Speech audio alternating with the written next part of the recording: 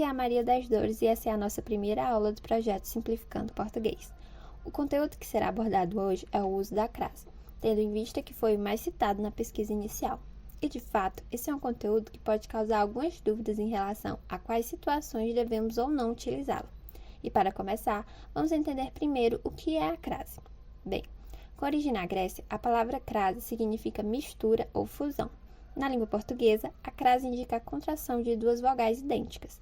Mais precisamente, a crase é a junção da preposição a com o artigo feminino a. Essa união pode ocorrer também com o a dos seguintes pronomes demonstrativos: aquele, aquela e aquilo. Para marcar essa ocorrência, utilizamos o acento grave. Portanto, esse acento é marcador de crase e só pode ocorrer nessa situação.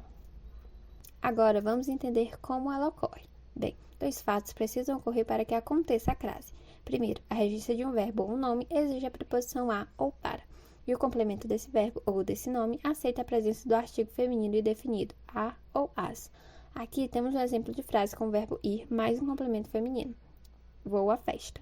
Quando usamos o verbo ir, precisamos de uma preposição para indicar aonde estamos indo, e o substantivo feminino festa aceita o artigo a.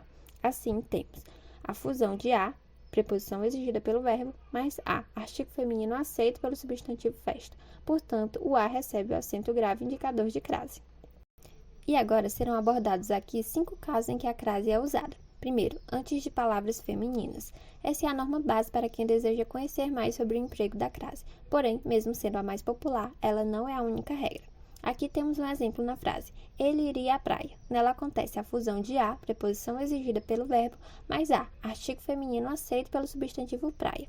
Em caso de dúvida a respeito do uso do acento grave, troque a palavra feminina por uma masculina. Então, se o a naturalmente virar ao, ele ganhará o acento grave.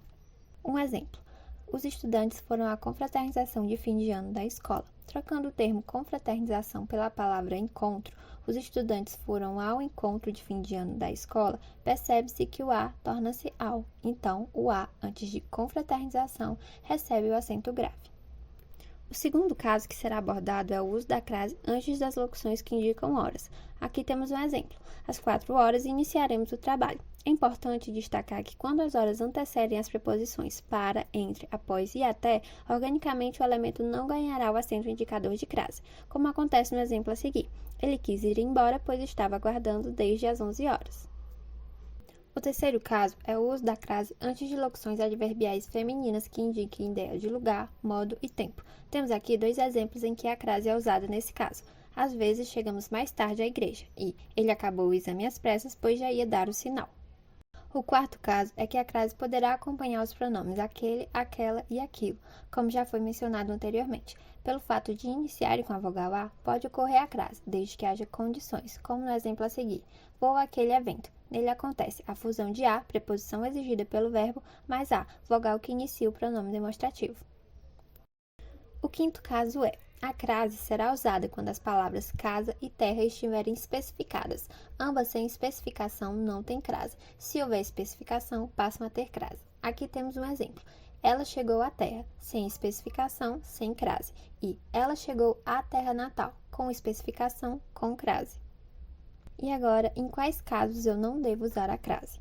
Diante de palavras masculinas, antes de verbo, entre palavras repetidas como cara a cara, frente a frente, lado a lado, antes de expressões que indiquem tempo, futuro ou distância, como daqui a pouco, daqui à esquina, para se referir a dias da semana, como de segunda a sexta, e antes de pronomes de tratamento, como a você, a vossa excelência, etc., com exceção de dona, senhora e senhorita, que admitem crase.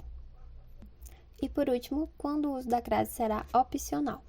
Antes de pronomes possessivos femininos como minha, sua e tua, antes de nomes próprios femininos como Joana, Francisca, Ana e depois da palavra até. E é isso, essa foi a nossa aula de hoje.